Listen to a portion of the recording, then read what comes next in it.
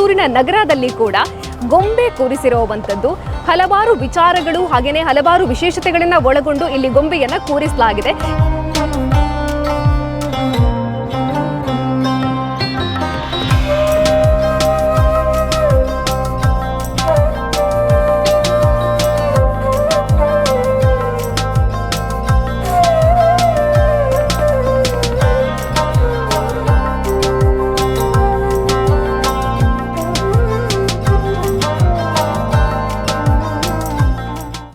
ನಾಡಿನ ಸಮಸ್ತ ಜನತೆಗೆ ನವರಾತ್ರಿ ಹಬ್ಬದ ಹಾರ್ದಿಕ ಶುಭಾಶಯಗಳು. ನಾಡಿನೆಲ್ಲೆಡೆ ಕೂಡ ನವರಾತ್ರಿಯ ಸಂಭ್ರಮ ಜೋರಾಗಿಯೇ ನಡೀತಾ ಇದೆ.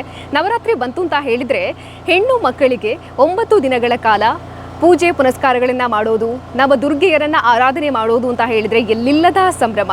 ನಮ್ಮ ಕರಾವಳಿ ಭಾಗದಲ್ಲಿ ನವರಾತ್ರಿ ಸಂದರ್ಭದಲ್ಲಿ ಎಲ್ಲಿ ಕೂಡ ಕಾಣಸಿಗೋದು ಅಂತ ಹೇಳಿದರೆ ಪೀಲಿ ನಲಿಕೆ. ಆದರೆ ಇದರ ಜೊತೆಗೇನೆ ಹಲವಾರು ವರ್ಷಗಳಿಂದ ಸಾಂಪ್ರದಾಯಿಕವಾಗಿ ನಡ್ಕೊಂಡು ಬರ್ತಾ ಇರೋದು ಅಂತ ಹೇಳಿದರೆ ಗೊಂಬೆ ಕೂರಿಸೋವಂಥದ್ದು. ನಮ್ಮ ಕರಾವಳಿ ಭಾಗದಲ್ಲಿ ಅಷ್ಟೊಂದು ದೊಡ್ಡ ಮಟ್ಟಿಗೆ ಗೊಂಬೆ ಕೂರಿಸುವಂಥ ಸಂಪ್ರದಾಯ ಇಲ್ಲ, ಆದರೆ ಕೂಡ ಕೆಲವೊಂದು ಮನೆಗಳಲ್ಲಿ ಗೊಂಬೆ ಕೂರಿಸ್ತಾರೆ. ಹಾಗೆಯೇ ಪುತ್ತೂರಿನ ನಗರದಲ್ಲಿ ಕೂಡ ಗೊಂಬೆ ಕೂರಿಸಿರುವಂಥದ್ದು ಹಲವಾರು ವಿಚಾರಗಳು ಹಾಗೆಯೇ ಹಲವಾರು ವಿಶೇಷತೆಗಳನ್ನು ಒಳಗೊಂಡು ಇಲ್ಲಿ ಗೊಂಬೆಯನ್ನು ಕೂರಿಸಲಾಗಿದೆ. ಪುತ್ತೂರಿನ ನಗರದ ಡಾಕ್ಟರ್ SS ಜೋಶಿ ಅವರ ಮನೆಯಲ್ಲಿ ಈ ಒಂದು ಗೊಂಬೆ ಕೂರಿಸಿರುವಂಥದ್ದು. ಇವರು ಆದರ್ಶ ಆಸ್ಪತ್ರೆಯ ಡಾಕ್ಟರ್ SS ಜೋಶಿ ಅವರ ಧರ್ಮಪತ್ನಿಯಾಗಿರುವಂತಹ ಜ್ಞಾನೇಶ್ವರಿ S ಜೋಶಿ ಅವರು ಈ ಎಲ್ಲ ಒಂದು ತಯಾರಿಯನ್ನ ಮಾಡಿಕೊಂಡು ನವರಾತ್ರಿಯ ಸಂದರ್ಭದಲ್ಲಿ ಗೊಂಬೆ ಕೂರಿಸುವಂತಹ ಸಂಪ್ರದಾಯವನ್ನು ನಡೆಸಿಕೊಂಡು ಬರ್ತಾ ಇರುವಂಥದ್ದು 4 ವರ್ಷಗಳಿಂದ ಈ ಒಂದು ಗೊಂಬೆ ಕೂರಿಸ್ತಾ ಇದ್ದಾರೆ. ನಾವು ಕೂಡ ಇವತ್ತು ಬಂದಿದ್ದೇವೆ. ತುಂಬಾನೇ ವಿಶೇಷವಾಗಿ ಗೊಂಬೆ ಕೂರಿಸಿದ್ದಾರೆ. ಯಾವ ರೀತಿ ಆಗಿದೆ ಅಂತ ನೋಡಬೇಕು. ಅದರ ಜೊತೆಗೆ ಜ್ಞಾನೇಶ್ವರಿ ಅವರ ಜೊತೆ ಮಾತಾಡ್ಸೋಣ ಬನ್ನಿ.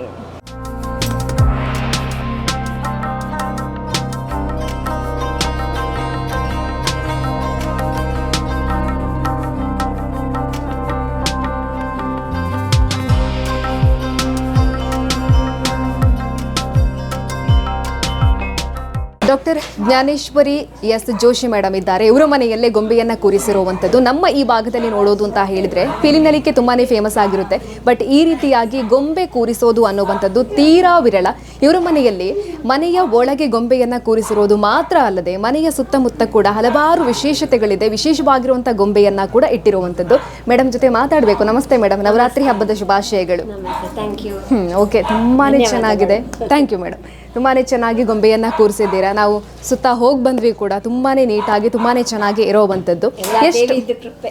ಎಷ್ಟು ವರ್ಷಗಳಿಂದ ಗೊಂಬೆ ಕೂರಿಸ್ತಾ ಇದ್ದೀರಾ? 4 ವರ್ಷಗಳಿಂದ. ಇದು 4ನೇ ವರ್ಷವಾಗಿ ಈ ಗೊಂಬೆಯನ್ನು ಕೂರಿಸ್ತಾ ಇದ್ದೇನೆ. ಓಕೆ, ನಮ್ಮ ಈ ಭಾಗದಲ್ಲಿ ಈ ತರ ಗೊಂಬೆ ಕೂರಿಸೋದಿಲ್ಲ, ಕಮ್ಮಿ ಕೂರಿಸ್ತಾರೆ, ಬಟ್ ಅಷ್ಟೊಂದು ಗ್ರ್ಯಾಂಡ್ ಆಗಿ ಎಲ್ಲ ಮಾಡೋದಿಲ್ಲ. ಬಟ್ ನಿಮಗೆ ಈ ಯೋಚನೆಗಳು ಹೇಗೆ ಅಂತ ಅಂದರೆ ನಾನು ಮೂಲತಃ ಮಂಗಳೂರಿನವಳು. ಮಂಗಳೂರಿನಲ್ಲಿ ಈಗ ನಮ್ಮ ಜಾತಿಯವರಲ್ಲೇ ಒಂದು 2-3 ದೊಡ್ಡ ದೊಡ್ಡ ಮನೆತನಗಳಲ್ಲಿ ಮೊದಲಿಂದ ಕೂರಿಸ್ತಿದ್ರು. ಇಲ್ಲ ಅಂತ ಇಲ್ಲ, ಆದರೆ ಇಲ್ಲಿಯ ರಾಜರುಗಳಿಂದಾಗಿ ಅಂತಹ ಪ್ರಚಲಿತದಲ್ಲಿ ಬರಲಿಲ್ಲ. ಮೈಸೂರು ಕಡೆ, ತಮಿಳ್ನಾಡಲ್ಲಿ ಅಲ್ಲೆಲ್ಲ ತುಂಬ ಫೇಮಸ್ ಆಗಿ ಟ್ರೆಡಿಷನ್ ಮುಂದುವರಿತಾ ಹೋಯಿತು. ಆದರೆ ಇದು ಇಲ್ಲ ಅಂತಲ್ಲ, ಅಥವಾ ಇಲ್ಲಿ ಮಾಡಬಾರ್ದು ಅಂತಲ್ಲ. ಅದು ನಾನು ಸಣ್ಣದಿಂದ ನೋಡಿದ ಕಾರಣ ನನಗೆ ಇದರ ವಿಷಯಗಳೆಲ್ಲ ಗೊತ್ತಿತ್ತು. ಹಾಗಾಗಿ ಮತ್ತೆ ಪ್ರತಿ ವರ್ಷ ನಾವು ಇದನ್ನು ಕಾದುಕೊಂಡು ಆ ಒಂದು ಗೊಂಬೆ ನೋಡ್ಲಿಕ್ಕೆ ಹೋಗ್ಲಿಕ್ಕೆ ಉಂಟು ಬರೋ ವರ್ಷ ಅಂತ ಹೇಳುವಂಥ ಒಂದು ಸಂತೋಷ ನನ್ನಲ್ಲಿ ಇರ್ತಿತ್ತು. ಸೊ ಅದೇ ನಾವು ಮಾಡುವಾಗ ಇನ್ನೊಬ್ಬರಿಗೆ ಸಂತೋಷ ಸಿಗ್ತದೆ ಅಂತ ನಾವು ಇದನ್ನು ಮಾಡಬೇಕು, ನೋಡಬೇಕು ಎಲ್ಲರೂ ಅಂತ ಈ ಭಾಗದಲ್ಲಿ ಮಾಡ್ತಾ ಇರೋದು. ಎಷ್ಟು ದಿನ ಗೊಂಬೆ ಕೂರಿಸಿರ್ತೀರಾ? ಒಂದೇ ದಿನ? ಇಲ್ಲ, ನಾವು ಸ್ಟಾರ್ಟಿಂಗ್ ಡೇ ಫಸ್ಟ್ ಡೇನೇ ನಾವು ಅಲ್ಲಿ ಕಲಶ ಇಡ್ಲಿಕ್ಕೆ ಉಂಟು. ಪಟ್ಟದ ಗೊಂಬೆಗಳು ಈಗ ಬೇರೆಲ್ಲ ರೆಡಿ ಮಾಡ್ಬೋದು, ನಾವು ಯಾವ ಟೈಮಲ್ಲಿ ಬೇಕಾದರೂ ರೆಡಿ ಮಾಡಿಡ್ಬೋದು. ಆದರೆ ದಸರಾದ ಮೊದಲನೇ ದಿನದಲ್ಲಿ ಒಳ್ಳೆ ಮುಹೂರ್ತದಲ್ಲಿ ಎಲ್ಲರೂ ಮಾಡ್ತಾರೆ. ಅದೇ ಮುಹೂರ್ತ ಸಿಗ್ತದೆ ನಮಗೆ 10:30 ಈ ಸರ್ತಿ ಸಿಕ್ಕಿದ ಮುಹೂರ್ತ. ಇಲ್ಲಿ ಕಲಶವನ್ನು ಇಟ್ಟಿದ್ದೇವೆ ನೋಡಿ. ಈ ಕೆಂಪು ಬಣ್ಣ ಮತ್ತು ಅಲ್ಲಿ ಪಚ್ಚೆ ಬಣ್ಣ, ಅದು ಪಟ್ಟದ ಗೊಂಬೆಗಳು ಅಂತ.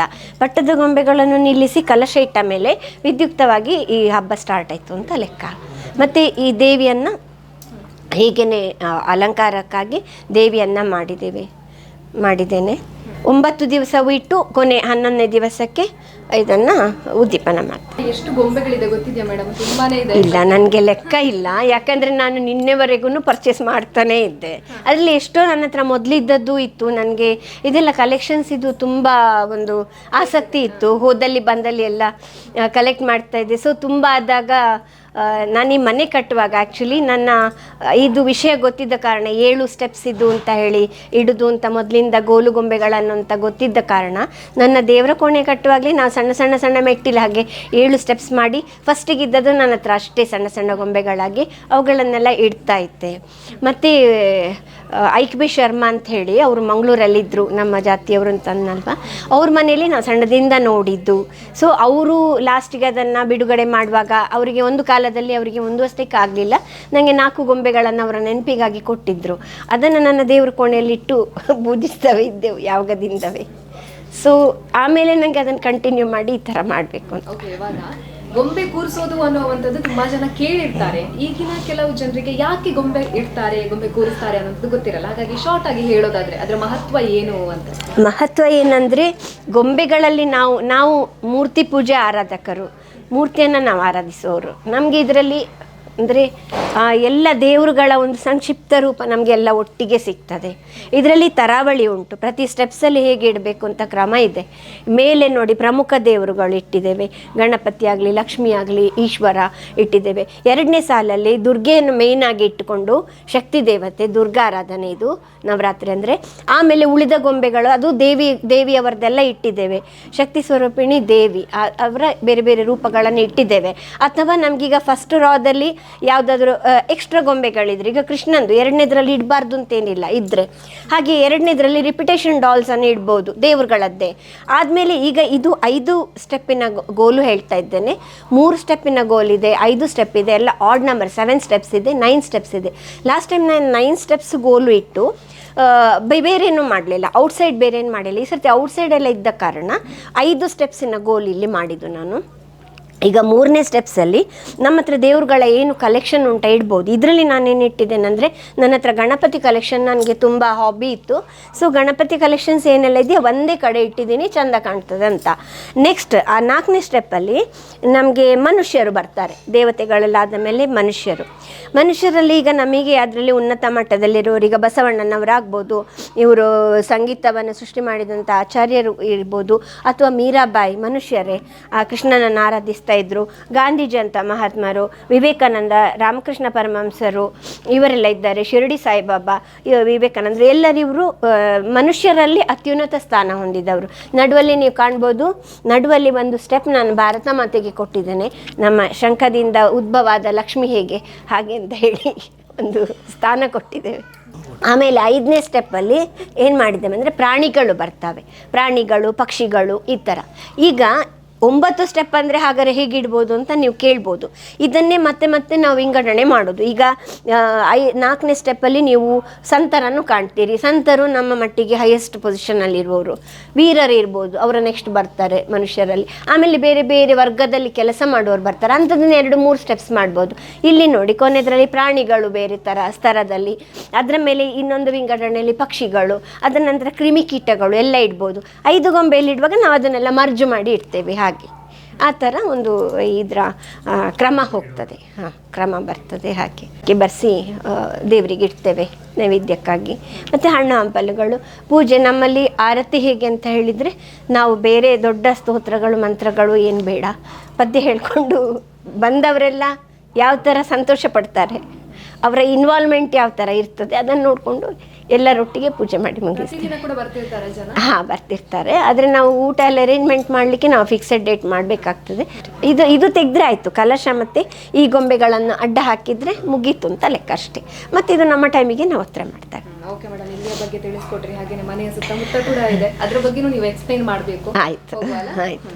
ಇಲ್ಲಿ ಒಂದು ಸಣ್ಣ ಕಾನ್ಸೆಪ್ಟ್ ಇಟ್ಟಿದ್ದೇನೆ ನಾನು, ಜೀವನದ ವಿವಿಧ ಮಜಲುಗಳು ಅಂತ ಹೇಳಿ. ಮತ್ತೊಂದು ಗೊಂಬೆ ಮನೆಯ ಕಾಲ್ಪನಿಕ ಚಿತ್ರಣ ಅಂತ ಇಟ್ಟಿದ್ದೇನೆ. ಇಲ್ಲಿ ನೀವು ನೋಡ್ಬೋದು, ಒಂದು ಹದಿಹರೆಯದಿಂದ ನಾವು ಸ್ಟಾರ್ಟ್ ಮಾಡುವ, ಯಾಕಂದರೆ ಜೀವನ ಒಂದು ಆವರ್ತ.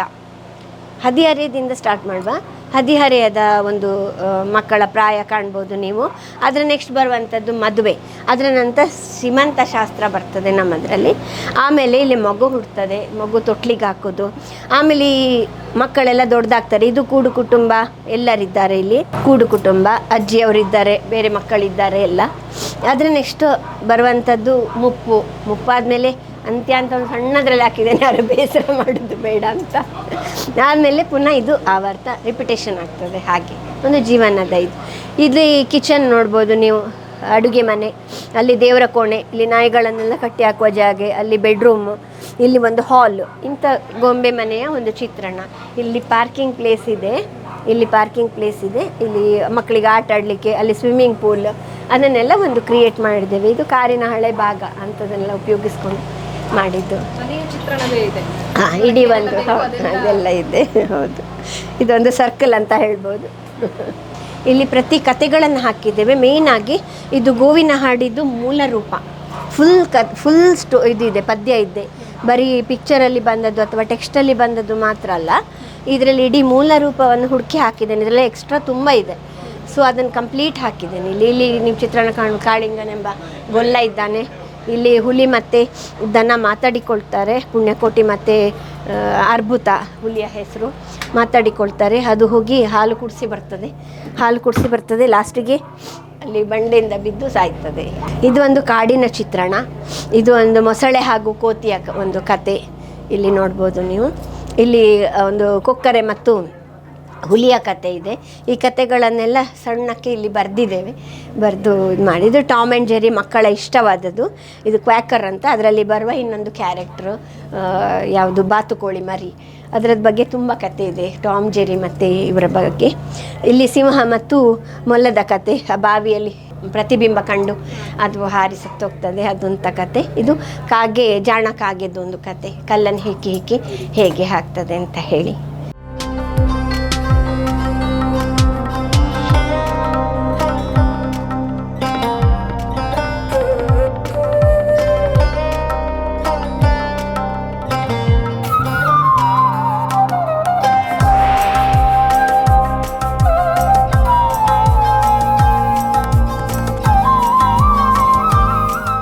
ಮನೆಯ ಹೊರಗೆ ಹಚ್ಚ ಹಸಿರಿನ ವಾತಾವರಣ ಅಂತೂ ತುಂಬಾನೇ ಚೆನ್ನಾಗಿದೆ.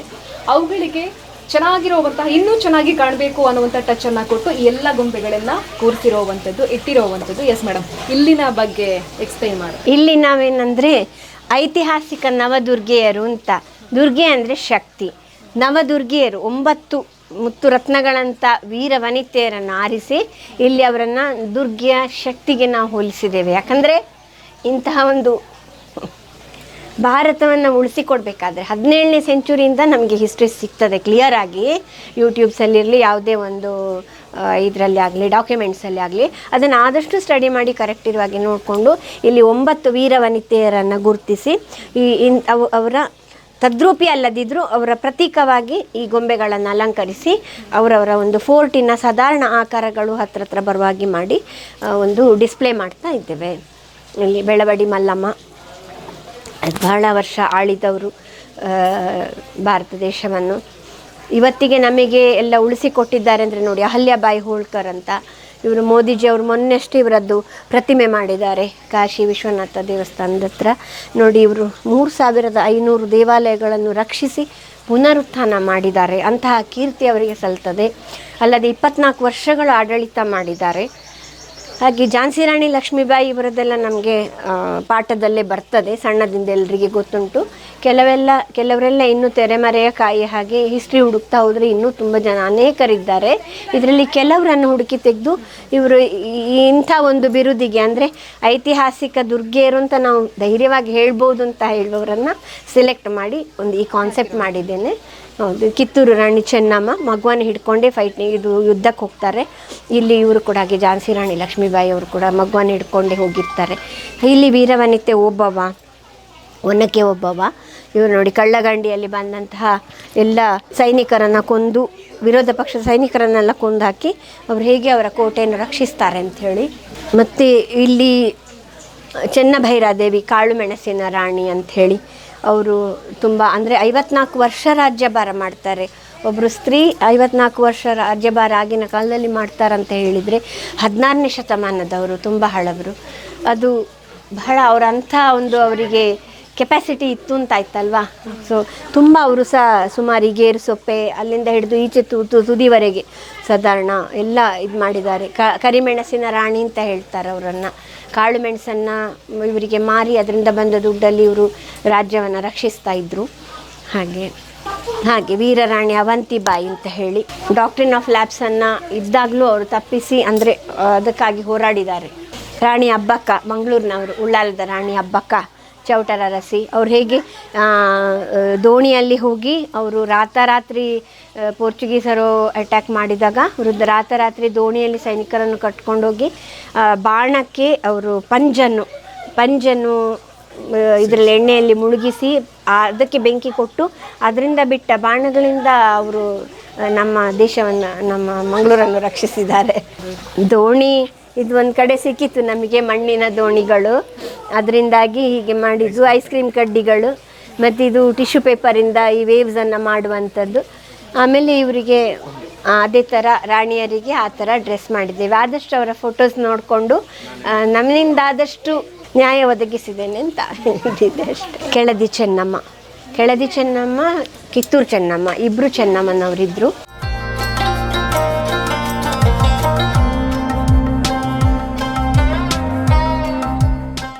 ಓಕೆ, ಇಲ್ಲಿ ದುಷ್ಯಂತ ಮಹಾರಾಜ, ಇಲ್ಲಿ ಶಕುಂತಲೆ ಇಲ್ಲಿದ್ದಾರೆ.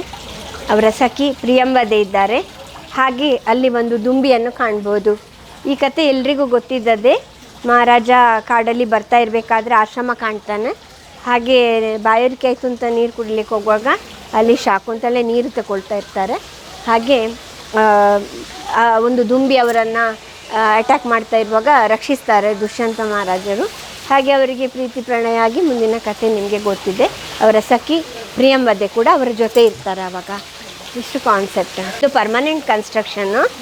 ಅಂದರೆ ನಾವು ಈ ಥರ ಮಾಡಿಕೊಂಡು ಬರುವಾಗ ಇದು ನಮ್ಮ ಮಾಡಿನಲ್ಲಿ ನೀರು ಬೀಳುವಲ್ಲೆಲ್ಲ ಹಾಕ್ತಾರಲ್ಲ ಅಂಥ ಸ್ಟ್ರಿಂಗ್ಲರ್ಸ್ ಅಂತ ಹೇಳ್ತಾರೆ, ಮಣ್ಣಿದು ಇಂಥ ಟೈಲ್ಸು. ಅದರಿಂದಾಗಿ ಇದನ್ನೊಂದು ಸ್ಕೇಲ್ಸ್ ಹಾಗೆ ಮಾಡಿ ಈ ಥರ ಶೇಪ್ ಬಂದ ನಂತರ ಇದು ಒಂಥರ ಬೆನ್ನಲ್ಲಿ ಹೊತ್ತುಕೊಂಡು ಹೋಗುವ ಹಾಗೆ ಕಾಣ್ತದೆ.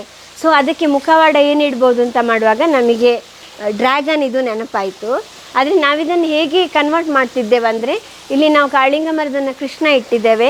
ಕೃಷ್ಣನೇ ಆ ರಾಕ್ಷಸ, ಕೃಷ್ಣನ ಒಂದು ಅವತಾರವೇ ಆ ಡ್ರ್ಯಾಗನ್ ರಾಕ್ಷಸನಾಗಿ ಅಂತ ನಾವೊಂದು ಪ್ರೆಡಿಕ್ಟ್ ಮಾಡ್ತಾ ಇದ್ದೇವೆ. ಇದು ಪರ್ಮನೆಂಟ್ ಸ್ಟ್ರಕ್ಚರ್. ಹಬ್ಬಗಳು ಬಂದಾಗ ಅದಕ್ಕೇನೆ ವಿಶೇಷವಾಗಿರುವಂತಹ ಟೆಕ್ಸ್ಟನ್ನು ಕೊಡ್ತೀವಿ. ಹಾಗೆ ಜಂಗಲ್ ಬುಕ್. ಇದು ಜಂಗಲ್ ಬುಕ್. ಮಕ್ಕಳಿಗೆಲ್ಲ ತುಂಬ ಖುಷಿ ಆಗ್ತದೆ. ಮತ್ತು ಸಾಫ್ಟ್ ಟಾಯ್ಸಲ್ಲಿ ನಮಗೆ ಇಂಥದ್ದೆಲ್ಲ ಗೊಂಬೆಗಳು ಸಿಕ್ಕುದು ತುಂಬ ಸುಲಭ. ಹಾಗಾಗಿ ನಾನು ಇದನ್ನೊಂದು ಕಾನ್ಸೆಪ್ಟ್ ಅಂತ ತಗೊಂಡಿದ್ದೇನೆ. ಅಲ್ಲಿ ಮೋಗ್ಲಿ ಅಂತ ಕಾಣ್ತಾನೆ. ಆ ಮೋಗ್ಲಿ ಸಣ್ಣ ಮಗು ಇರುವಾಗ ಕಾಡಲ್ಲಿ ತಪ್ಪಿ ಹೋಗಿರ್ತಾನೆ. ಅವನನ್ನು ತೋಳಗಳು ಸಾಕ್ತವೆ. ಅದು ತೋಳದ ತಾಯಿ, ಆ ತೋಳ ತಾಯಿ ಅವನದು. ಅವರ ಇಡೀ ಫ್ಯಾಮಿಲಿ ಇವರ ಅಣ್ಣ ತಮ್ಮಂದರು ಅಂತಲೇ ಅವನು ಬೆಳಿತಾನೆ ತೋಳಗಳೊಟ್ಟಿಗೆ. ಅವನಿಗೆ ಮನುಷ್ಯ ಭಾಷೆ ಗೊತ್ತಿರೋದಿಲ್ಲ. ಸೊ ಇವರೆಲ್ಲ ಅವನ ಫ್ರೆಂಡ್ಸು. ಮುಳ್ಳುಹಂದಿ ಆಗಲಿ, ಅದು ಅವರ ಗುರು ಬಲ್ಲೂಕ ಅಂತ ಹೇಳಿ, ಕರಡಿ.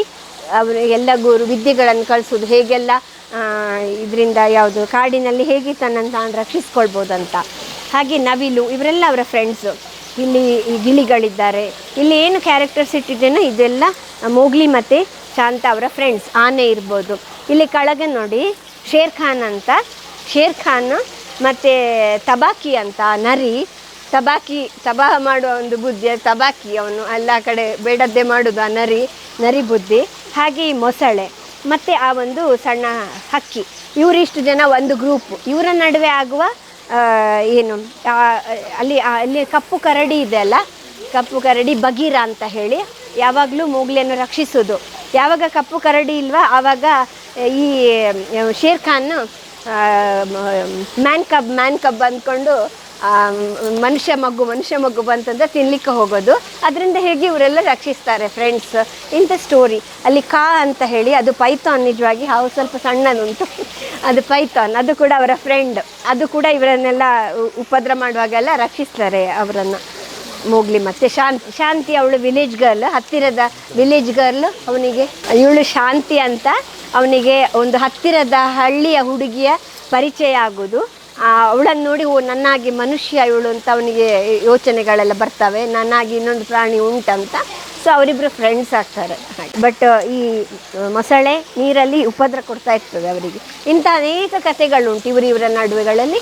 ಇದು ಜಂಗಲ್ ಬುಕ್ ಸ್ಟೋರಿ ಅಂತ. ಎಲ್ಲ ಬಾಲಲೀಲೆಗಳನ್ನು ನಾವು ಕಾಣ್ಬೋದಾಗಿದೆ. ಅಲ್ಲಿ ನೋಡಿ ಶಕಟಾಸುರ, ಒಂದು ಶಕಟ ಅಂದರೆ ಒಂದು ಇದಕ್ಕೆ ಗಾಡಿಗೆ ಕಟ್ಟಿ ಹಾಕಿದಾಗ ಆಮೇಲೆ ಅವನು ಶಕಟಾಸುರನಾಗ್ತಾನೆ, ಅವನನ್ನು ಹೇಗೆ ಸಂಹರಿಸ್ತಾನೆ ಅಂತ. ಇಲ್ಲಿ ಕಾಳಿಂಗ ಮರ್ದನ ಕಾಣ್ಬೋದು. ಇಲ್ಲಿ ಕೃಷ್ಣ ಮತ್ತು ಬಲರಾಮ ಅವನ ಅಣ್ಣನ ಜೊತೆ ಆಟ ಆಡ್ತಾ ಇದ್ದಾನೆ. ಇಲ್ಲಿ ಬಕಪಕ್ಷಿಯಾಗಿ ಬಂದ ಬಕಾಸುರನನ್ನು ಸಂಹಾರ ಮಾಡ್ತಾನೆ, ಕೊಕ್ಕನ್ನು ಅಗಲಿಸಿ. ಆ ಒಂದು ಚಿತ್ರಣ ಇದೆ. ಇಲ್ಲಿ ಗೋವರ್ಧನ ಗಿರಿಧಾರಿ, ಈ ಗಿರಿಯನ್ನು ಎತ್ತಿ ಎಲ್ಲ ಗೋವಳರನ್ನು ಅವನು ರಕ್ಷಣೆ ಮಾಡ್ತಾನೆ. ಗೋವರ್ಧನ ಗಿರಿಧಾರಿ ಅಂತ ಅವನಿಗೆ ಹೆಸರು ಬರ್ತದೆ. ಅಲ್ಲಿ ರಾಧಾ ಸಮೇತ ಕೃಷ್ಣ, ಇಲ್ಲಿ ಗೋಪಾಲಕೃಷ್ಣ, ಗೋಗಳೊಟ್ಟಿಗೆ ಕೃಷ್ಣ ಇದ್ದಾನೆ. ಇದು ಜೈಲು, ಸೆರೆಮನೆ ವಾಸದಲ್ಲಿ ಕೃಷ್ಣನ ಜನನ ಆಗೋದು. ಅಲ್ಲಿಂದ ವಸುದೇವ ಅವನನ್ನು ಬುಟ್ಟಿಯಲ್ಲಿ ಹೊತ್ಕೊಂಡು ಅಲ್ಲಿ ನೋಡಿ ಅಲ್ಲಿ ಕಾಣ್ಬೋದು ಸಮುದ್ರ ಅವನಿಗೆ ದಾರಿ ಮಾಡಿ ಕೊಡ್ತದೆ, ಹೊತ್ಕೊಂಡು ಅವನು ಈಚೆಗೆ ಬರೋದು. ಮತ್ತು ಅಲ್ಲಿ ಕಾಳಿಂಗ ಮರ್ದನ ನೋಡಿ. ಮತ್ತು ಇಲ್ಲಿ ಪೂತನಿಯನ್ನು ಸಂಹಾರ ಮಾಡ್ತಾನೆ. ಒಂದು ದಿವಸ ಕೃಷ್ಣನನ್ನು ಕೊಲ್ಲಿಕ್ಕೆ ಬಂದಂಥ ಪೂತನಿಯನ್ನು. ಇಲ್ಲಿ ಅವನ ಚೇಷ್ಟೆ, ಗೋಪಿಕೆಯರ ಸೀರೆ ಕದ್ದು ವೃಕ್ಷದ ಮೇಲೆ ಏರಿ ಕೂತ್ಕೊಳ್ತಾನೆ. ಇಲ್ಲಿ ಒಂದಿನ ಬಾಲಕೃಷ್ಣ ಇರುವಾಗ ತಾಯಿಗೆ ಬಾಯಲ್ಲಿ ಮೂಲೋಕ ತೋರಿಸುವಂಥದ್ದು. ಆಮೇಲೆ ಇಲ್ಲಿ ತೃಣಾವರ್ತ ಅಂತ, ಸುಂಟ್ರಗಾಳಿ ಅಂತ ನಾವೇನು ಹೇಳ್ತೇವೆ ಅಂಥ ಅಸುರನನ್ನು ಅವನು ಸಂಹಾರ ಮಾಡ್ತಾನೆ. ಇಲ್ಲಿ ಭಕ್ತ ಕುಚೇಲನ ಮನೆಗೆ ಒಂದು ಸತಿ ಭೇಟಿ ಇತ್ತು, ಅವನ ಕಷ್ಟ ಎಲ್ಲ ಪರಿಹಾರ ಮಾಡುವಂಥ ಒಂದು ಡೆಪಿಕ್ಷನ್ ಸ್ಟೋರಿ. ಇಲ್ಲಿ ರಾಧಾಕೃಷ್ಣರನ್ನು ನೋಡ್ಬೋದು. ಅದರ ಜೊತೆ ಮೀರಾನೂ ಇದ್ದಾಳೆ. ಮೀರಾ ಒಬ್ಬ ಭಕ್ತೆ. ಮೀರನಿಗೂ ಕೃಷ್ಣನ ಹತ್ರ ಪ್ರೀತಿ, ರಾಧೆಗೂ ಪ್ರೀತಿ. ಆದರೆ ಆ ಪ್ರೀತಿಯಲ್ಲಿ ವ್ಯತ್ಯಾಸ ಇದೆ. ರಾಧೆಯದ್ದು ಭಕ್ತಿಯುತವಾದ ಪ್ರೀತಿ, ಇವಳದು ಪ್ರೇಮಯುತವಾದ ಪ್ರೀತಿ. ಅದನ್ನು ತೋರಿಸ್ಲಿಕ್ಕೆ ಟ್ರೈ ಮಾಡಿದೆ. ಇಲ್ಲಿ ಗೌತಮ್ ಬುದ್ಧ. ಇದು ಒಂದು ಯಶೋಧ ತಾಯಿಯ ಒಂದು ಚಿತ್ರಣ. ತುಂಟ ಕೃಷ್ಣ ಬೆಣ್ಣೆ ಕದ್ದಿಲಿಲ್ಲ ನಾನು ಅಂತ ಹೇಳ್ತಾನೆ, ಕದ್ದಿವಾಗ ಸಿಕ್ಕಾಕೊಳ್ತಾನೆ. ಅಲ್ಲಿ ಹೇಳ್ತಾ ಇದ್ದಾನೆ ನೋಡಿ, ಅಮ್ಮ ನಾನು ದೇವರಾಣಿ ಬೆಣ್ಣೆ ಕದ್ದಿಲ್ಲ, ಯಾರ ನನ್ನ ಬಾಯಿಗೆ ಮೆತ್ತಿದ್ದಾರೆ ಅಂತ ಹೇಳುವಂಥ ಒಂದು ಡೆಪಿಕ್ಷನ್. ಇದು ಯಶೋದೆಯ ಒಂದು ಕೋಣೆ, ಬೆಣ್ಣೆಗಳನ್ನಿಡುವಂಥ ಒಂದು ಕೋಣೆ. ಅಲ್ಲಿ ದಾಸ್ತಾನು ಬಳ ನೋಡ್ಬೋದು. ಇಲ್ಲಿ ಬೇರೆ ಬೇರೆ ಆಕೃತಿಯಲ್ಲಿದೆ. ಅವನ ಮನೆಯಲ್ಲಿ ಪುಟ್ಟ ಕರುಗಳು ಆಟಾಡ್ತಾ ಇರ್ತವೆ, ಅದ್ರ ಜೊತೆ ಮೊಲಗಳಿರ್ತವೆ, ಗಿಳಿ ಇರ್ತದೆ ಅಂತ ಈ ಲೇಖನದಲ್ಲಿ ಓದಿದ್ದಾನೆ. ಇದು ಮೈಸೂರು ದಸರಾದ ಮೆರವಣಿಗೆಯ ಒಂದು ವೈಭವವನ್ನು ಕಾಣ್ಬೋದು.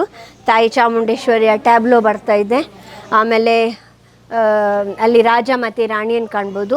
ಹಾಗೆ ಒಂದು ಮೈಸೂರು ಅರಮನೆಯ ಒಂದು ಮಾಡೆಲ್. ಇದು ನನ್ನ ಬಾಟ್ಲಿಗಳನ್ನು ಸೇರಿಸಿ ಮಾಡಿದಂಥ ಒಂದು ಮಂಟಪ ಇದೆ. ಇದನ್ನು ಸಾಸಿವೆ ಗಣಪತಿಯನ್ನು ಕೂರಿಸಿ ವಿಜಯನಗರ ಸಾಮ್ರಾಜ್ಯ ಹಂಪಿಯ ಬಗ್ಗೆ ಒಂದು ಚಿತ್ರಣ ಕೊಟ್ಟಿದ್ದೇನಷ್ಟೇ. ಇದು ಯಥಾವತ್ತಾಗಿಲ್ಲ, ಇದು ನಾನೊಂದು ಐಡಿಯಾ ಮಾಡಿ ಈ ಗಣಪತಿ, ಸಾಸಿವೆ ಗಣಪತಿ ಅದೇ ಏನಿದೆ ಅದರದ್ದೇ ವಿಶೇಷತೆಗಳಿವೆ. 4 ಕೈ ಆ ಥರ ಎಲ್ಲ ಸೇಮ್ ಇದೆ. ಮತ್ತು ಇಂಜೆಕ್ಷನ್ ಬಾಟ್ಲ್ಸ್, ಖಾಲಿ ಬಾಟ್ಲ್ಸನ್ನು ಸೇರಿಸಿ ಗಮ್ಮಲ್ಲಿ ಅಂಟಿಸಿ ಮಾಡಿದೆ. ಇದು ಹಳೆ ಕಲೆಗಳು, ಬಟ್ ಮಾಡಿದ್ದು ನಾನು ಇತ್ತೀಚೆಗೆ ಅಷ್ಟೇ. ಇದು ಮಾಡಲಿಕ್ಕೆ ಒಂದು 4 ದಿವಸ. ನಗರದ ಲಾಂಛನ ನೋಡ್ಬೋದು. ಹಾಗೆ ಹೊಯ್ಸಳರ ರಥ, ಕಲ್ಲಿನ ರಥ ನೋಡ್ಬೋದು. ಇವನ್ನು ಕೃಷ್ಣದೇವರಾಯ ಅಂತ ಡೆಪಿಕ್ಟ್ ಮಾಡಿದ್ದೇವೆ. ಇಲ್ಲಿ ಅಯೋಧ್ಯೆ ನೋಡ್ಬೋದು, ರಾಮ ಮಂದಿರ, ರಾಮ, ಸೀತೆ, ಲಕ್ಷ್ಮಣ, ಹನುಮಂತರೊಂದಿಗೆ ಅಯೋಧ್ಯೆಯನ್ನು ಒಂದು ಪಿಕ್ಚರ್ ಹಾಕಿದೆ. ಇದು ಸಮುದ್ರ ಮಂಥನದ್ದು ಕತೆ. ಸಮುದ್ರ ಮಂಥನ, ಇಂದ್ರನ ಒಡ್ಡೊಲಗ ನೋಡ್ಬೋದು. ಅಲ್ಲಿ ವೈಕುಂಠ, ವಿಷ್ಣು ಇದ್ದಾನೆ. ಅಲ್ಲಿ ಸ್ವರ್ಗಲೋಕದಲ್ಲಿ ಬ್ರಹ್ಮ ಮತ್ತು ಸರಸ್ವತಿ, ಅಲ್ಲಿ ಕೈಲಾಸದಲ್ಲಿ ಶಿವ ಪಾರ್ವತಿಯರಿದ್ದಾರೆ. ಸೊ ಸಮುದ್ರ ಮಂಥನದ್ದು ಕತೆ ಇಲ್ಲಿದೆ.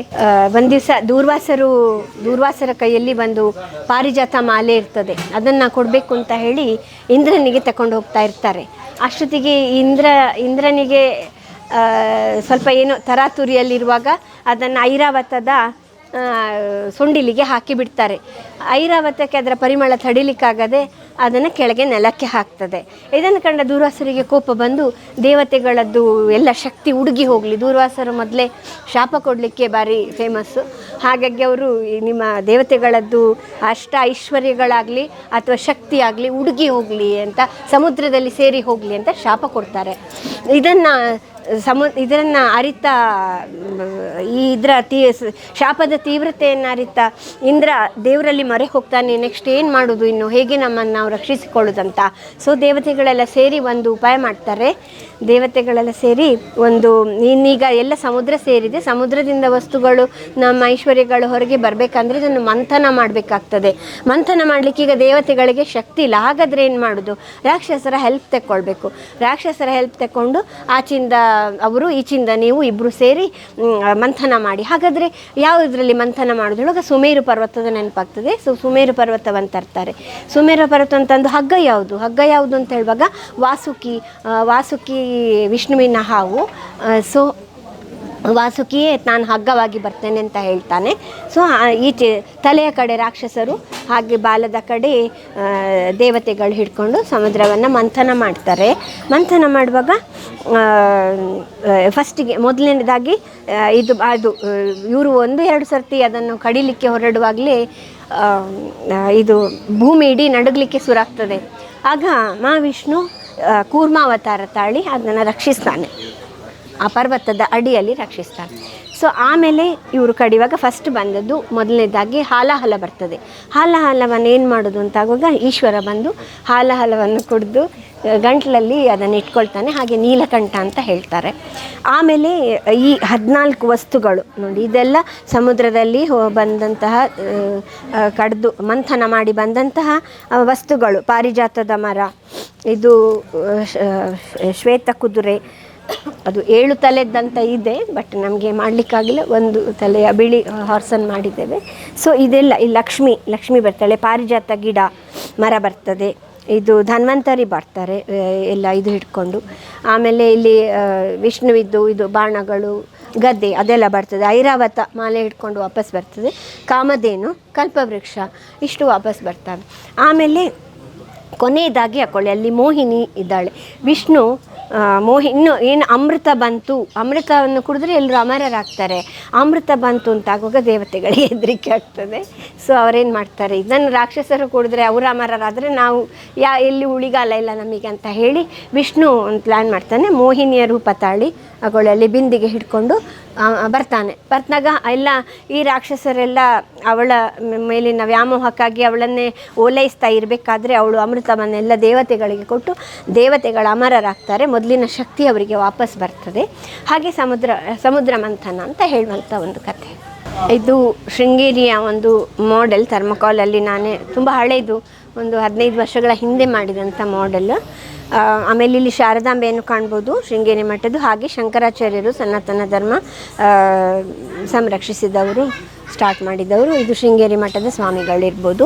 ಇಲ್ಲಿ ಏನು ಮಾಡಿದ್ದೇವೆ ಅಂದರೆ ವಿಜುವಲ್ ಇಂಪ್ಯಾಕ್ಟಿಗಾಗಿ ಇಲ್ಲಿ ಜನಗಳಿದ್ದಾರೆ, ಬಂದು ನೋಡಲಿಕ್ಕೆ ಬಂದವರಿದ್ದಾರೆ ಅಂತೆಲ್ಲ ಒಂದು ಸೀನ್ ಕ್ರಿಯೇಟ್ ಮಾಡಿದ್ದೇವೆ.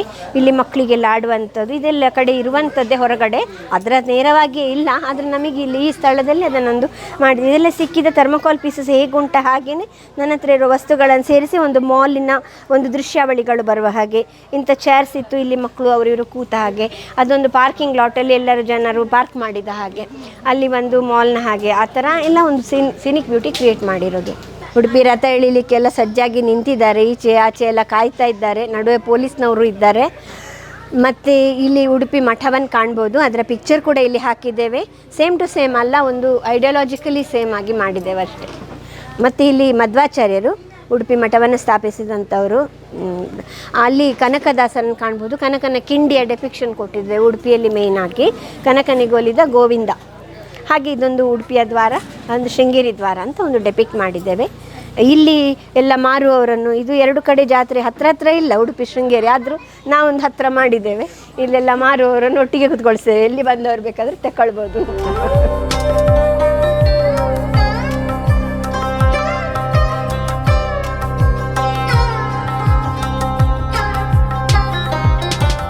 ಮತ್ತು ಶ್ರೀನಿವಾಸ ಕಲ್ಯಾಣ ಕಾಣ್ಬೋದು.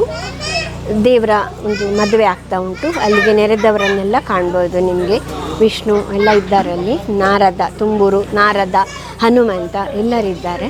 ಹಾಗೆಯೇ ಇದು ಭಾರತೀಯ ಬೇರೆ ಬೇರೆ ರಾಜ್ಯದ ನೃತ್ಯಗಾರ್ತಿಯರ ಒಂದು ಕಾಸ್ಟ್ಯೂಮ್ಸಲ್ಲಿ ಗೊಂಬೆಗಳನ್ನು ನೋಡ್ಬೋದು. ಹಾಗೆ ಇದು ದಶಾವತಾರ ಅಂತ ಹೇಳಿ ವಿಷ್ಣುವಿನ 10 ಅವತಾರಗಳ ಒಂದು ಪ್ರೆಡಿಕ್ಷನ್. ಮತ್ಸ್ಯ, ಕೂರ್ಮ ಅಲ್ಲಿಂದ ಸ್ಟಾರ್ಟ್ ಆಗ್ತದೆ ಎಲ್ಲಾಗಿ ಕಲ್ಕಿ ಅವತಾರದವರೆಗೆ 10 ಅವತಾರಗಳು ಅಲ್ಲಿ ಸಹ ನೋಡ್ಬೋದು. ಮತ್ತು ಇದು ಸೆಪ್ಟಿದೆಲ್ಲ ಇದು ನಾವು ಬ್ರೋಕನ್ ಪಾಟ್ಸಲ್ಲೇ ಮಾಡುವಂಥದ್ದು. ಫೇರಿ ಗಾರ್ಡನ್ ಅಂತ ಮಕ್ಕಳು ಹೆಸರಿಡ್ತಾರೆ ಈ ಗದ್ದಕ್ಕೆ. ಇದೆಲ್ಲ ಬ್ರೋಕನ್ ಟೈಲ್ಸನ್ನು ಯಾವ ಥರ ಯೂಸ್ ಮಾಡಿಕೊಂಡು ಒಂದು ವೇದಿಕೆ ಹಾಗೆ ಮಾಡಿ ಅಲ್ಲಿ ಏನೋ ಒಂದು ನಡೀತಾ ಇದೆ ಅನ್ನೋದನ್ನೊಂದು ಕಲ್ಪಿಸ್ಬೋದು ಸಣ್ಣ ಸಣ್ಣ ಗೊಂಬೆಗಳ ಮೂಲಕ. ಇಲ್ಲಿ ಒಂದು ಕಾಡಿನ ಒಂದು ಡೆಪಿಕ್ಷನ್ ಮಾಡಿದ್ದೇವೆ. ಫೇರಿ ಗಾರ್ಡನ್ ಅಂತ ಹೇಳ್ತೇವೆ. ಇಂಥ ಫೇರಿ ಗೊಂಬೆಗಳು ಸಿಗ್ತವೆ. ಇಂಥದ್ರಲ್ಲಿ ಫೇರಿಗಳು, ಇವರ ಇಂಗ್ಲೀಷ್ ಕಾನ್ಸೆಪ್ಟಲ್ಲಿ ಫೇರಿ ಅಂದರೆ ಒಂದು ದೇವತೆಗಳು, ಗಾರ್ಡನ್ ದೇವತೆಗಳು ತಿರುಗ್ತಾರೆ ಅಂತ ಒಂದು ಕಾನ್ಸೆಪ್ಟು. ಅದನ್ನು ಒಂದು ಇಲ್ಲಿ ಜಸ್ಟ್ ತೋರಿಸಿದ್ದೇವೆ ಈಗಿನ ಕಾನ್ಸೆಪ್ಟಲ್ಲಿ.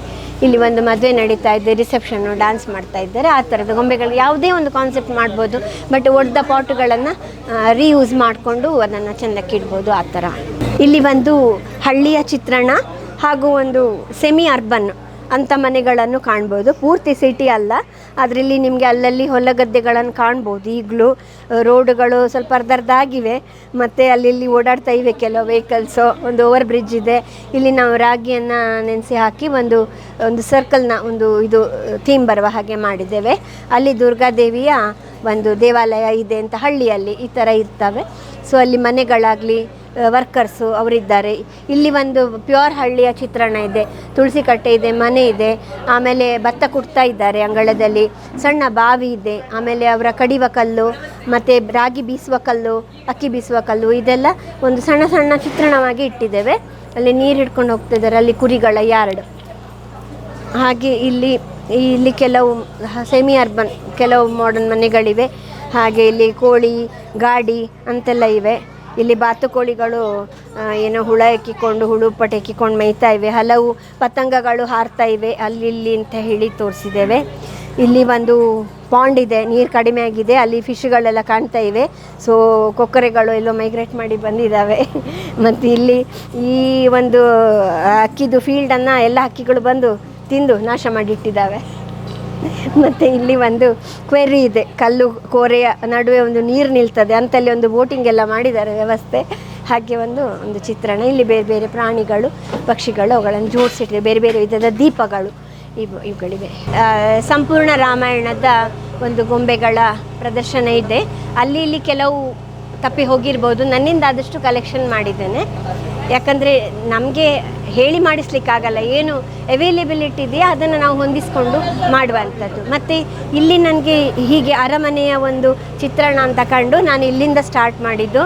ಇಲ್ಲಿ ನೋಡಿ ದಶರಥ ಮಹಾರಾಜರು ಮೇಲೆ ನಿಂತಿದ್ದಾರೆ. ಅವರ 3 ಪತ್ನಿಯರು ಕೈಕೇಯಿ ಇವರೆಲ್ಲ ಇಲ್ಲಿ ಮಕ್ಕಳನ್ನು ತೊಟ್ಲಿಗೆ ಹಾಕುವಂಥ ಸಮಯ. ಇಲ್ಲಿ ರಾಮ, ಲಕ್ಷ್ಮಣ, ಭರತ, ಶತ್ರುಘ್ನರು ತೊಟ್ಟಿಲಲ್ಲಿ ಮಲಗಿದ್ದಾರೆ, ಅವರ ಜನನ ಆಗಿದೆ. ಕೈಕೇಯಿ, ಸುಮಿತ್ರೆ. ಇಲ್ಲಿ ಅದರ ನೆಕ್ಸ್ಟ್ ಒಂದು ಗುರುಕುಲವನ್ನು ಸ್ಕಿಪ್ ಮಾಡಿದ್ದೇವೆ ನಾವು.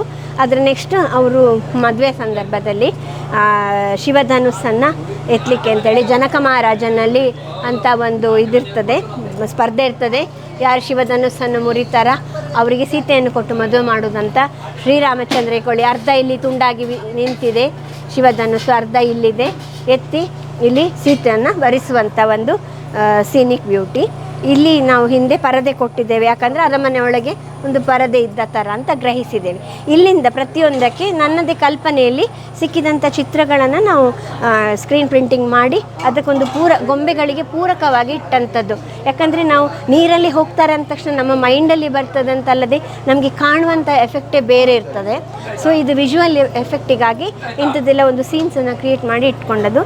ಇದು ರಾಮಸೀತೆ ಲಕ್ಷ್ಮಣರನ್ನು ಗಂಗಾ ನದಿ ದಾಟಿಸಿದಂತಹ ಗುಹನನ್ನು ಇಲ್ಲಿ ಕಾಣ್ಬೋದು. ಹಾಗೆ ಇಲ್ಲಿ ಶಿಲೆ ಆಗಿದ್ದಂತಹ ಅಹಲ್ಯದು ಶಾಪ ವಿಮೋಚನೆ ಆಗುವಂಥದ್ದು. ಪಥದೊಳು ಶಿಲೆ ಆಗಿರುವಾಗ ರಾಮನ ಒಂದು ಪಾದ ಸ್ಪರ್ಶದಿಂದಾಗಿ ಅಹಲ್ಯೆಯ ಶಾಪ ವಿಮೋಚನೆ ಆಗುವಂಥದ್ದು.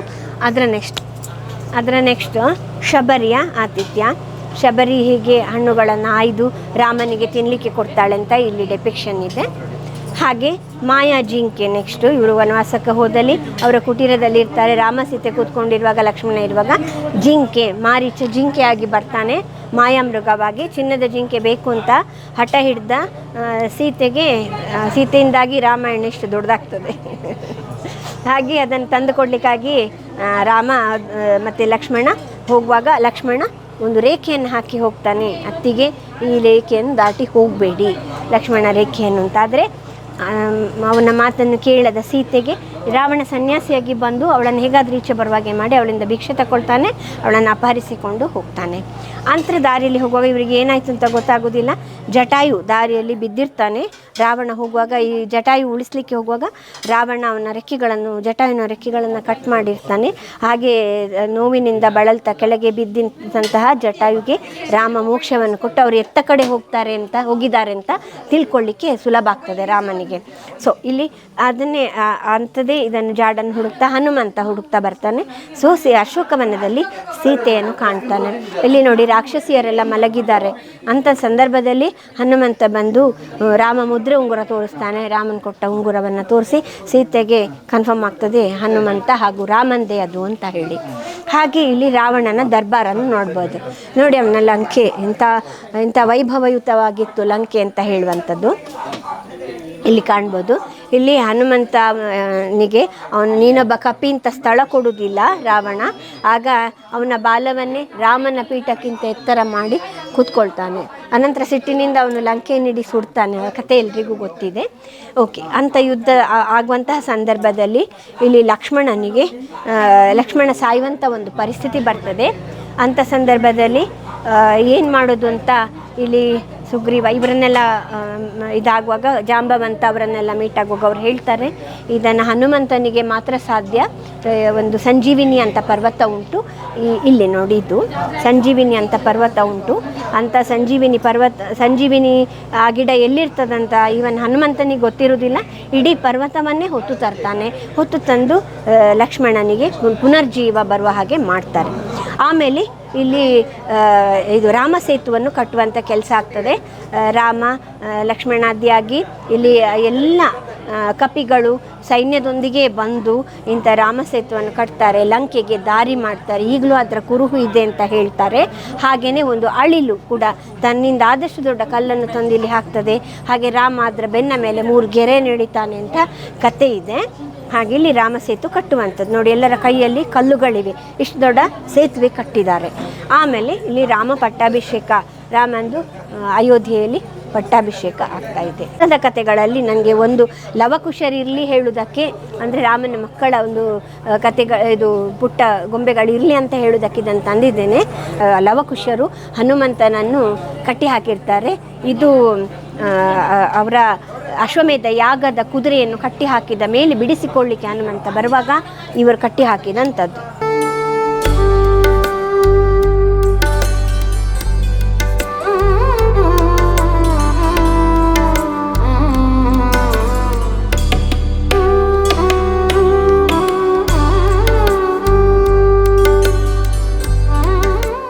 ಮೇಡಮ್, ನವರಾತ್ರಿಯ ಗೊಂಬೆಗಳ ಜೋಡಣೆ ಅಂತೂ ಸಖತ್ತಾಗಿದೆ. ಹಾಗೆಯೇ ಸುತ್ತಾಲು ಇಟ್ಟಿರುವಂತಹ ಪ್ರತಿಯೊಂದು ಗೊಂಬೆಗಳು ಕೂಡ ಚೆನ್ನಾಗಿರುವಂಥದ್ದು. ನಾವು ಯಾವುದೇ ಕೆಲಸವನ್ನ ಮಾಡ್ತೀವಿ ಅಂತ ಹೇಳಿದಾಗ ನಮ್ಮ ಫ್ಯಾಮಿಲಿ ಕಡೆಯಿಂದ ಸಪೋರ್ಟ್ ಬೇಕಾಗುತ್ತೆ. ಮನೆಯವರ ಸ್ಪಂದನೆ ಯಾವ ರೀತಿಯಾಗಿದೆ? ಮನೆಯವರಂದರೆ ಎಲ್ಲರೂ ನನಗೆ ಹೆಲ್ಪ್ ಮಾಡೋರೆ. ಮಕ್ಕಳಾದಿಯಾಗಿ ನನ್ನ ಮಗ, ಅಳಿಯ, ಸೊಸೆ ಎಲ್ಲರೂ doctors. In spite of that ಅವರೆಲ್ಲರ ಸಪೋರ್ಟ್ ನನಗೆ ಉಂಟು. ಬೆಂಗಳೂರಿಂದ ಎಲ್ಲರೂ ಬೇಗನೆ ಬಂದಿದ್ದಾರೆ ನನಗೆ ಹೆಲ್ಪ್ ಮಾಡಲಿಕ್ಕೆ. ಮಗನವರು ಮಂಗಳೂರಲ್ಲಿರೋದು, ಅಲ್ಲಿಂದ ಬಂದಿದ್ದಾರೆ. ಹಾಗೆಯೇ ನನ್ನ ಮೊಮ್ಮಗಳು, ಅವಳಿಗೆ ಈಗಲೇ ಇದೆಲ್ಲ ಇಂಟ್ರೆಸ್ಟ್ ಇದೆ. ಹಾಗಾಗಿ ಅವಳದ್ದು ಜೋಡಣೆಯು ಅಲ್ಲಿ ಇಟ್ಟಿದ್ದಾಳೆ ಒಂದು ಕಡೆ, ಅವಳೇ ಮಾಡಿದಂಥ ಜೋಡಣೆ, ಅವಳಿಗೆ ತುಂಬ ಇಂಟ್ರೆಸ್ಟ್. ಅದೆಲ್ಲ ನನಗೊಂದು ಉತ್ತೇಜನ. ಹಾಗೂ ನನ್ನ ಪತಿಯವರಾದ ಡಾಕ್ಟರ್ ಎಸ್ ಜೋಶಿ ಅವರು ನನ್ನ ಎಲ್ಲ ಕೆಲಸಕ್ಕೆ ಬೆನ್ನೆಲುಬಾಗಿ ನಿಲ್ಲುವಂಥವ್ರು. ಮತ್ತು ಅವರ ಸಪೋರ್ಟ್ ಇಲ್ಲದೆ ಏನು ಮಾಡಲಿಕ್ಕಾಗಲ್ಲ. ಆ್ಯಂಡ್ ಈವನ್ ಪೇಂಟಿಂಗಿಂದ ಇರ್ಬೋದು, ಎಲ್ಲದಕ್ಕೆ ನನ್ನ ಹಸ್ಬೆಂಡ್ ಕೂಡ ಹೆಲ್ಪ್ ಮಾಡಿದ್ದಾರೆ. ಪಾಟ್ಸಿಗೆ ಪೇಂಟ್ ಕೊಡೋದು, ಅದನ್ನು ತಂದಿಡೋದು ಆಚೆ ಈಚೆ ಎಲ್ಲ ಹಾಗೆ. ಮತ್ತು ನನ್ನ ತಾಯಿಯವರು ನನ್ನ ಸಣ್ಣದು, ಅವರಿಗೆ ತುಂಬ ಇಷ್ಟ. ಅವರಿಗೆ ಈಗ ಗೊತ್ತಾಗ್ತಾ ಇಲ್ಲ ವಯಸ್ಸಿನಿಂದಾಗಿ, 84 ವರ್ಷ. ಆದರೆ ಅವರಿಂದಾಗೆ ನನಗೆ ಈ ಪ್ರೇರಣೆ. ನನಗೆ ಏನೇ ಒಂದು ವಿದ್ಯೆ ಇದ್ದರೂ ನನ್ನ ಅಮ್ಮನೇ ಅದಕ್ಕೆ ಪ್ರೇರಕವಾಗಿ ಕಲಿಸಿದಂಥದ್ದು ಸಣ್ಣದಿಂದ ಸಹ. ಸಂಗೀತ, ನೃತ್ಯ, ಆಮೇಲೆ ಇಂಥದ್ದು, ಆಮೇಲೆ ಯಕ್ಷಗಾನ, ತಾಳಮದ್ದಲೆ ಎಲ್ಲದರಲ್ಲಿ ಇದ್ದೇನೆ ನಾನು. ಸೊ ಇದು ಒಂದು ಆರ್ಟ್ ಫೀಲ್ಡು. ಆರ್ಟಲ್ಲಿ ಮತ್ತು ಗೊಂಬೆ, ಇದರಿಂದಾಗಿ ಡಾಲ್ ಮೇಕಿಂಗ್ ಎಲ್ಲ ನಾನು ಕಲಿತೆ ಮಾಡ್ತಾ ಅದೊಂದು ನನ್ನನ್ನೇ ನಾನು ಹೇಗೆ ಮೇಲೆ ಬರಿಸ್ಬೋದು ಅಂತ ಹೇಳಿ ನಾನು ಮಾಡಿದ ಪ್ರಯತ್ನ. ಇನ್ನು ಇದರಿಂದಾಗಿ ಏನು ಕಲಿಬೋದು ಅಂತ ಹೇಳಿ. ಭಾವುಕರಾದಾಗಲೇ ಗೊತ್ತಾಗುತ್ತೆ ಮನೆಯವರ ಪ್ರೀತಿ ಹೇಗಿದೆ, ಅವರ ಸಪೋರ್ಟ್ ಹೇಗಿದೆ ಅನ್ನೋವಂಥದ್ದು. ನನ್ನ ಅತ್ತೆಯವರು ಕೂಡ, ನಾನಿಲ್ಲಿ ಎಲ್ಲ ಕೆಲಸ ಮಾಡುವಾಗ ನನ್ನ ಅತ್ತೆಯವರು ಕೂಡ ಹೆಲ್ಪ್ ಮಾಡ್ತಾರೆ ಒಳಗೆ. ವೈದ್ಯರಾಗಿದ್ದುಕೊಂಡು ಈ ಒಂದು ಕ್ಷೇತ್ರದಲ್ಲಿ ಕೂಡ ಸಪೋರ್ಟ್ ಮಾಡ್ತಾರೆ ಪ್ರತಿಯೊಬ್ಬರು ಕೂಡ ಮನೆಯವರು. ಓಕೆ ಮೇಡಮ್, ಇವಾಗ ಇನ್ನೊಂದೇನು ಅಂತ ಹೇಳಿದ್ರೆ, ಇವೆಲ್ಲವನ್ನ ಈ ಟೈಮಲ್ಲಿ ಹಬ್ಬ ಬಂದಾಗ ಎಲ್ಲರಿಗೂ ಕಾಣೋ ರೀತಿಯಾಗಿ ಶೋ ಇಡ್ತೀರಾ. ಬಟ್ ಹಬ್ಬ ಮುಗಿದ ಮೇಲೆ ಯಾವ ರೀತಿಯಾಗಿ ಅವುಗಳನ್ನ ಜೋಡಣೆ ಮಾಡಿ ಇಡ್ತೀರಾ? ಹಬ್ಬ ಮುಗ್ದ ಮೇಲೆ ಅಂದರೆ ನಾವು 11ನೇ ದಿವಸ ಇದನ್ನು ಉದ್ದೀಪನಗೊಳಿಸ್ತೇವೆ. ಫಸ್ಟಿಗೆ ನಾನು ಆಗ ಹೇಳಿದಾಗೆ ಪಟ್ಟದ ಗೊಂಬೆಗಳನ್ನು ನಾವು ಮಲಗಿಸಬೇಕು. ಆಮೇಲೆ ಕಲಶವನ್ನು ತೆಗಿಬೇಕು, ಕಲಶದ ನೀರನ್ನು ಸ್ನಾನ ಮಾಡಬೇಕು. ಇದು ಒಂದು. ಆಮೇಲೆ ಎಲ್ಲ ಮೂರ್ತಿಗಳನ್ನು ನಾವು ಎನಿ ಟೈಮ್ ನಮ್ಮ ಟೈಮ್ ತಗೊಳ್ಬೋದು. ಇಂತಿಷ್ಟು ದಿವಸದೊಳಗೆ ಎಲ್ಲ ಸರಿ ಮಾಡಿಡಬೇಕು ಅಂತ ಹಾಗೇನಿಲ್ಲ. ಪಟ್ಟದ ಗೊಂಬೆ ತೆಗೆದ ಮೇಲೆ ಅದು ಮುಗೀತು ಅಂತ ಲೆಕ್ಕ, ಪೂಜೆಗಳು ಎಲ್ಲ. ಆಮೇಲೆ ಅವುಗಳನ್ನು ಪೇಪರಲ್ಲಿ ಸುತ್ತಿ ನವರಟ್ಟಿನ ಬಾಕ್ಸಲ್ಲಿ ಇಡ್ಬೋದು. ಇಲ್ಲದಿದ್ದರೆ ಶೋಕೇಸ್, ಬಂದ್ ಶೋಕೇಸ್, ಗ್ಲಾಸ್ ಕವರಿಂಗ್ ಶೋಕೇಸಲ್ಲಿ ಸಹ ನಾನು ಪ್ರಿಸರ್ವ್ ಮಾಡಿ ಇಡ್ತೇನೆ ಹಾಗೆ ಅಂತೇಳಿ. ಮತ್ತು ಬರೋ ವರ್ಷವೇ ತೆಗೆಯೋದು ಪುನಃ ಈ ಉತ್ಸವಕ್ಕಾಗಿ ಮತ್ತೆ ಪುನಃ ತೆಗೆಯುವುದು. ನಡುವಲ್ಲಿ ಓಪನ್ ಮಾಡ್ಲಿಕ್ಕೆ ಹೋಗುದಿಲ್ಲ. ಹಾಗೇನೆ ನೀವು ಕರೆದಂತಹ ಪ್ರೀತಿಯಿಂದ ಯಾರೆಲ್ಲ ಕರೀತಾರೆ ಅವರೆಲ್ಲ ಬರ್ತಾರೆ, ಎಲ್ಲರೂ ಬಂದಿದ್ದಾರೆ. ಅದೊಂದು ಸಂತೋಷ. ಆಮೇಲೆ ನನ್ನ ಸ್ಲ್ಯಾಮ್ ಬುಕ್ಕಲ್ಲಿ ಎಲ್ಲರೂ ಬರೆದಿದ್ದಾರೆ, ತುಂಬ ಒಳ್ಳೊಳ್ಳೆ ಮಾತು ಬರೆದಿದ್ದಾರೆ. ಓಕೆ ಮೇಡಮ್, ಹಾಗೇನೆ ಮುಂದಿನ ವರ್ಷ ಕೂಡ ಇದೇ ರೀತಿಯಾಗಿ ಗ್ರ್ಯಾಂಡ್ ಆಗಿ ಮಾಡೋ ರೀತಿಯಾಗಿ ಆಗ್ಲಿ ಅಂತ ನಾವು ಆಶಿಸ್ತೀವಿ. ಹಾಗೇನೆ ಇನ್ನಷ್ಟು ಜನ ಪ್ರೀತಿಯಿಂದ ಬಂದಿದ್ದಾರೆ. ನವರಾತ್ರಿ ಮುಗಿಯೋದ್ರೊಳಗೆ ಇನ್ನಷ್ಟು ಜನ ಬರಲಿ ಅಂತ ನಾನು ಆಶಿಸ್ತೀನಿ. ಹಾಗೇನೆ ನಮ್ಮನ್ನ ಕೂಡ ಇನ್ವೈಟ್ ಮಾಡಿದ್ದಕ್ಕೆ ಥ್ಯಾಂಕ್ ಯು. ಧನ್ಯವಾದಗಳು. ನಿಮ್ಮ ಒಂದು ಈ ಹೆಲ್ಪನ್ನು ನಾನು ಯಾವತ್ತೂ ಮರೆಯೋದಿಲ್ಲ. ಧನ್ಯವಾದಗಳು. Okay madam, thank you madam, thank you.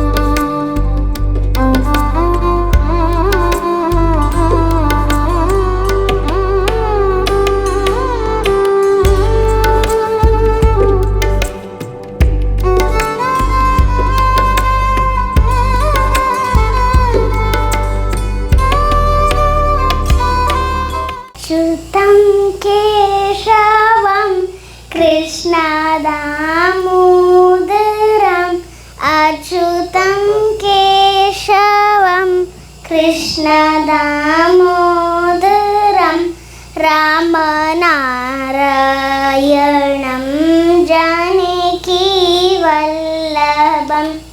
रामनारायणं जानकीवल्लभं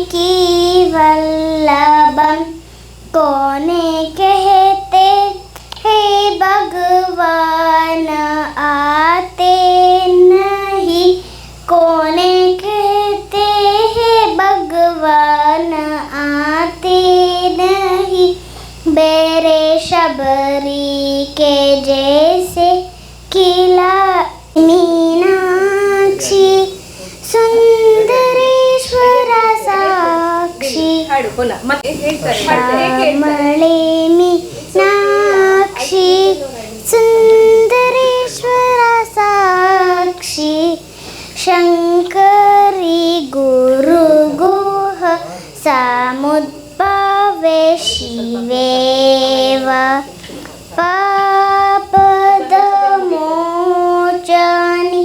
पंकजलोचनि Padma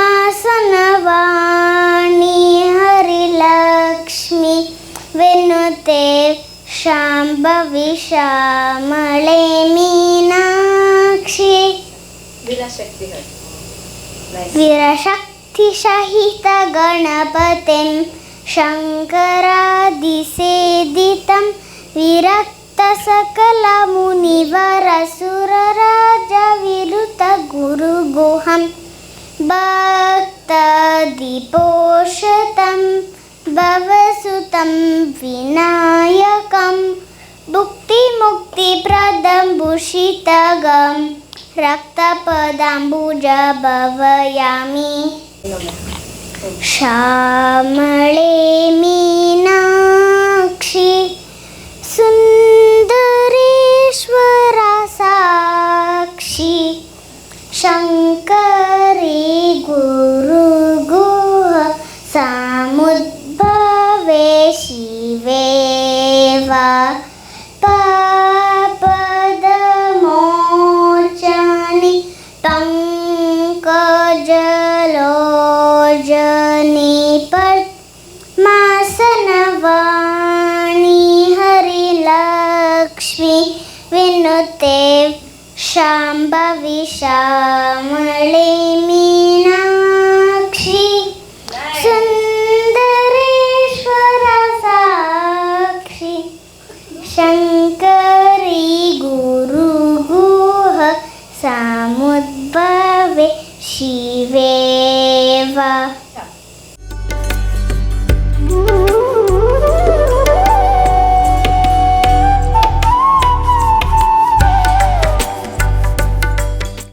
doctor Jnaneshwari ಅವರ ಮನೆಯಲ್ಲಿ ಗೊಂಬೆಗಳ ಜೋಡಣೆ ಯಾವ ರೀತಿ ಆಗಿದೆ ಅಂತ ನೋಡಿದ್ರಲ್ಲ. ದಸರಾ ಹಬ್ಬವನ್ನು ತುಂಬಾ ಗ್ರ್ಯಾಂಡ್ ಆಗಿ ಇವರು ಸೆಲೆಬ್ರೇಟ್ ಮಾಡ್ಕೊಂಡು ಬಂದಿರುವಂಥದ್ದು. ಇದು 4ನೆಯ ವರ್ಷ. ಈ ವರ್ಷ ಕೂಡ ಹಾಗೇನೆ ಊರಿನ ಪ್ರತಿಯೊಬ್ಬರನ್ನ ಕೂಡ ಕರೆದು ಅವರು ಕೂಡ ಈ ಒಂದು ಸಂಭ್ರಮದಲ್ಲಿ ಭಾಗಿಯಾಗೋ ರೀತಿಯಾಗಿ ಮಾಡ್ತಾ ಇರುವಂಥದ್ದು. ಹಲವಾರು ರೀತಿಯಾದಂತಹ ಗೊಂಬೆಗಳ ಜೋಡಣೆಯಾಗಿರುವಂಥದ್ದು ನೀವಿವಾಗ ನೋಡಿದ್ರಿ. ಇವರ ಮನೆಯ ಸುತ್ತಮುತ್ತ ನೋಡಬೇಕಾದ್ರೇ ಒಂಥರ ಚೆನ್ನಾಗಿರುವಂಥ ವಾತಾವರಣ ಇದೆ. ಅವುಗಳಿಗೆ ಸರಿಯಾಗಿಯೇ ಇವಾಗ ಹಬ್ಬ ಇರೋದ್ರಿಂದಾಗಿ ಗೊಂಬೆಗಳ ಜೋಡಣೆ ಮಾಡಿ ಇನ್ನಷ್ಟು ಸೂಪರ್ ಆಗಿ ಕಾಣೋ ರೀತಿಯಾಗಿ ಮಾಡಿದ್ದಾರೆ. ಹಾಗೇನೆ ನಾವು ಇವಾಗ ನೋಡೋದು ಅಂತ ಹೇಳಿದ್ರೆ ರಾಮಾಯಣ, ಮಹಾಭಾರತ, ಹಾಗೇನೆ ಜೀವನದ ಚಿತ್ರಣ ಏನೆಲ್ಲ ಇದೆಯೋ ಅವುಗಳನ್ನು ನಮಗೆ ಸ್ವಾತಂತ್ರ್ಯವನ್ನು ತಂದುಕೊಡ್ಬೇಕು ಅಂತ ಹೇಳಿದರೆ ಯಾರೆಲ್ಲ ಮಹನೀಯರು ಹೋರಾಟವನ್ನು ಮಾಡಿದ್ದಾರೋ ಅಂತಹ ಮಹನೀಯರ ಒಂದು ಚಿತ್ರಣವನ್ನು ಕೂಡ ಇಲ್ಲಿ ಇಟ್ಟಿರುವಂಥದ್ದು. ಹೀಗೆ ಮಕ್ಕಳಿಗೆ ಬೇಕಾಗಿರುವಂಥ ಕಥೆಗಳು ಇವೆಲ್ಲವನ್ನ ಕೂಡ ತುಂಬಾ ಚೆನ್ನಾಗಿ ಜೋಡಣೆ ಮಾಡಿ ಇಟ್ಟಿದ್ದಾರೆ. ಹಾಗೆಯೇ ಮತ್ತೊಮ್ಮೆ ಪ್ರತಿಯೊಬ್ಬರಿಗೂ ಕೂಡ ನವರಾತ್ರಿಯ ಶುಭಾಶಯಗಳನ್ನು ಹೇಳ್ತಾ ಕಾರ್ಯಕ್ರಮವನ್ನು ಮುಗಿಸ್ತಾ ಇದ್ದೀವಿ. ಕ್ಯಾಮರಾ ಪರ್ಸನ್ ಅಶ್ವಥ್ ಜೊತೆ ಸುಮಿತ್ರಾ ವಿ, ಸುದ್ದಿ ನ್ಯೂಸ್, ಪುತ್ತೂರು.